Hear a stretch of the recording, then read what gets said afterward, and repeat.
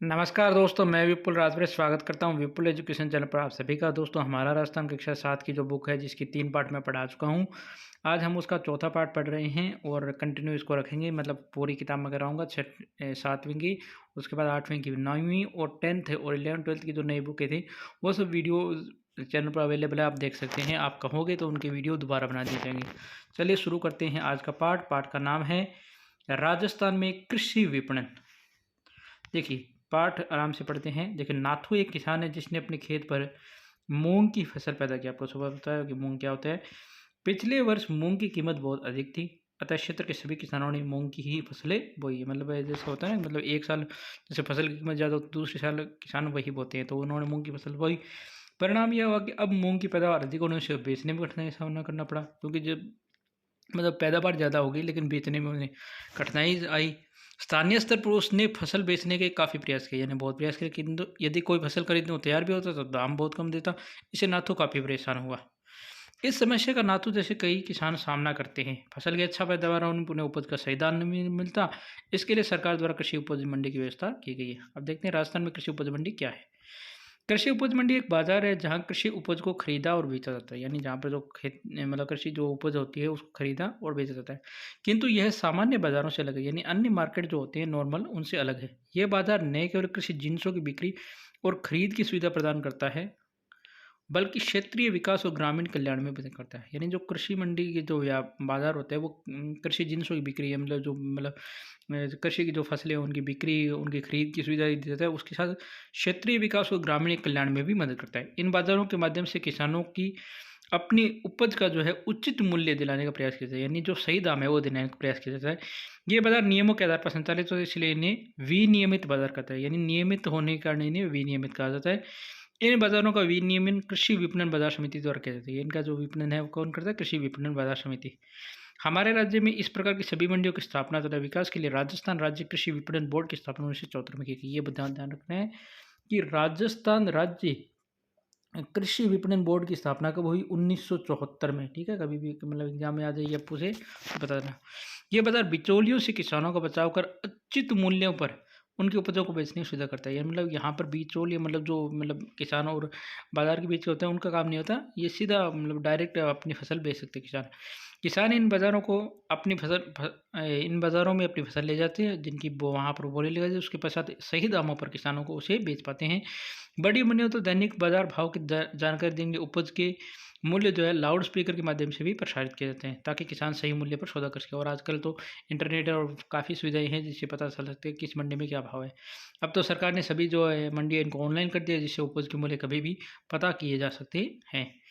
किसानों की सहायता के लिए मंडी में आड़तीये भी होते हैं। कुछ आड़तीये जिन्हें कच्चा आड़तीये भी कहा जाता है। आपको बताने आड़तीये क्या है, आपने सुना है आड़तीये क्या होते हैं? किसानों की उपज को मंडी में बनी अपनी जो दुकान है उस पर बेचते हैं, और अपनी जो आड़त या कमीशन काट कर किसान को उसकी उपज का मूल्य का भुगतान करते हैं, उसे आड़तिया कहते हैं। कुछ पक्के आड़तिये भी होते हैं जो इन कच्चे आड़तियों से थोक व्यापारियों या मिल वालों के लिए उपज का जो है क्रय करते हैं, मतलब उसे खरीदते हैं। मंडियों में खरीदारी से बाजार शुल्क तथा मध्यस्थता से जो लाइसेंस शुल्क है वो वसूल किया जाता है। यानी मंडी में जो खरीदारी है उससे बाजार शुल्क भी लिया जाता है, मतलब जो खरीदते हैं उनसे, और जो लाइसेंस शुल्क है वो भी। यानी शुल्क इन मंडियों की आय होती है, जिसका प्रयोग इसमें किसानों के लिए अन्य सुविधाएं उपलब्ध कराने के लिए किया जाता है। राज्य में नियमन के लिए कृषि जिन्स जैसे अनाज, दलहन, तिलहन, कपास, लघु वनोपज आदि को अधिसूचित किया गया है। राज्य की जो जोधपुर मंडी वो जीरे तथा कोटा की रामगंज मंडी धनिया और मेथी के लिए विश्व प्रसिद्ध है। कृषि मंडी में किसान को क्रेता यानी खरीदार नहीं मिलते तो किसान को चिंता करने की कोई आवश्यकता नहीं है। ऐसे में जो सीधी सरकार द्वारा उपज को न्यूनतम समर्थन मूल्य यानी जिसे एमएसपी कहते हैं, ये ऐसा एमएसपी इसी कहते हैं, न्यूनतम समर्थन मूल्य पर किसानों से खरीद लिया जाता है। इस प्रकार सरकार द्वारा किसान को उनकी उपज का सही मूल्य दिलाने का भी प्रयास किया जाता है।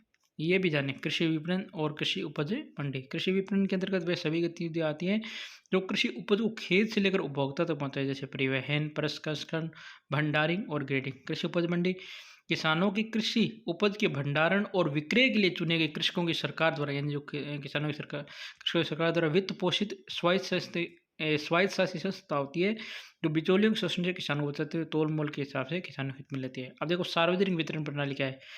जैसे कि आपने जाना कि सरकार जो है नियमित कृषि बाजारों के माध्यम से उत्पादकों अर्थात किसानों को उचित मूल्य देने का प्रयास करते हैं, किंतु सरकार का एक उद्देश्य ये भी होता है कि आम उपभोक्ता तक ये उपज वाली खाद्य वस्तु भी सही दामों पर पहुंचे। इसके लिए सरकार ने सार्वजनिक वितरण प्रणाली व्यवस्था की। इससे किसानों से सरकार द्वारा खरीदी गई जो भी उपज है, विशेषकर अनाज, उचित मूल्य की दुकानों या राशन की दुकानों के माध्यम से, मतलब जैसे अब वहाँ पर गरीब उपभोक्ताओं तक पहुँचाने का प्रयास किया जाता है। इससे खाद्य सुरक्षा की लक्ष्य पूर्ति में सहायता प्राप्त होती है।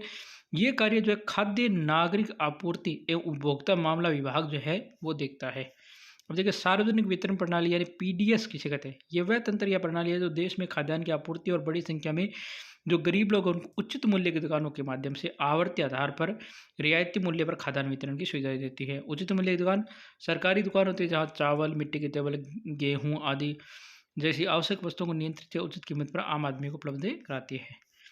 अब देखो, उचित मूल्य की दुकानों के नेटवर्क स्थापित करना, वो जो खाद्यान्न है उनका आवंटन और वितरण करना, राशन कार्ड जारी करना, उचित मूल्य की दुकानों के कामकाज का पर्यवेक्षण व निगरानी आदि के लिए जिम्मेदारी राज्य सरकार की होती है।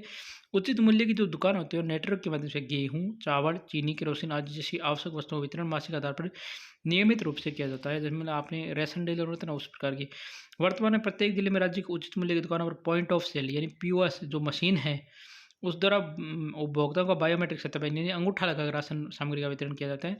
इससे न केवल सार्वजनिक वितरण प्रणाली यानी पीडीएस की सामग्री कालाबाजारी पर रोक लगता है आपकी अभ्यार लाभार्थी को भी सामग्री सुनिश्चित हो सके। इस अध्याय में आपने जाना कि हमारे राज्य में कृषि उपज को मंडियों में बेचते हैं। सरकार किसान को उनकी उपज का उचित मूल्य देने के पश्चात भी राज्य के निर्धन वर्गों को खाद्यान्न से पहुंचाती है। इस प्रकार सरकार द्वारा किसान दोनों हितों की रक्षा की जाती है। तो ये था आज का पाठ। चलिए कर लेते हैं कुछ प्रश्नोत्तर। कृषि विपणन बोर्ड मदद करता है किसान की, शिक्षक की, विद्यार्थी की, पशुपालक की। उत्तर क्या होगा? ए कर देना, किसान की मदद करता है। दूसरा प्रश्न, कृषि उपज मंडी में मध्यस्थताओं से वसूल किया जाता है। क्या वसूल किया जाता है? लाइसेंस शुल्क। ब उत्तर आ जाएगा। ठीक है, पहले में है, दूसरे में ब। मंडियों की स्थापना तथा विकास के लिए राजस्थान में खालिस्तान स्थापना की गई थी, जो हमने सबसे पहले पढ़ा था। राजस्थान राज्य कृषि विपणन बोर्ड है तो है 1974 में। हाँ, राजस्थान राज्य कृषि विपणन बोर्ड। तो उस जो खालिस्तान है वहाँ पर लिखोगे राजस्थान राज्य कृषि विपणन बोर्ड। ठीक है, राज्य कृषि विपणन बोर्ड। सार्वजनिक वितरण प्रणाली द्वारा खालिस्तान को खाद्य वस्तु सही दाम में मिलती है उपभोक्ता को। ठीक है, ये हो गया एबीसीडी वाले। लघुरात अतिरिक्त राज्य में नियमन के लिए किन कृषि जिन्सों का अधिसूचित किया गया है? मतलब कृषि जिन्स कौन कौन से अधिसूचित किए गए? तो हमने सबसे पहले यहाँ पर पढ़ा था। यहाँ पर आप देखोगे थोड़ा सा ऊपर, यहाँ हाँ थोड़ा, ये रहा अनाज, दलहन, तिलहन, कपास, लघु वनोपज। ये इसका अतिलघुरात्मक उत्तर है। ठीक है, दूसरा प्रश्न है राज्य की कोई दो कृषि उपज मंडी के नाम बताइए जो विश्व प्रसिद्ध, मतलब आप कह सकते हो कोटा की कृषि मंडी है या जोधपुर की कृषि मंडी है। ठीक है, और लघुरात्मक प्रश्न, कृषि उपज मंडियों से आप क्या समझते हैं? मंडियों की, इन मंडियों की आवश्यकता क्या है? जहाँ कृषि उपज मंडी दे रखा है वो उत्तर इसका है। राजस्थान में सार्वजनिक वितरण प्रणाली को समझाइए। तो सार्वजनिक वितरण प्रणाली के बारे में ऊपर आपको पढ़ा के आया हूँ, वो इसका उत्तर है। ठीक है, तो ये हमने देख लिया चौथा पार्ट। पांचवें पार्ट के बारे में चर्चा करेंगे अगले वीडियो में। तो यह था आज का वीडियो कैसा लगा? अच्छा लगा तो लाइक शेयर और कमेंट जरूर करें।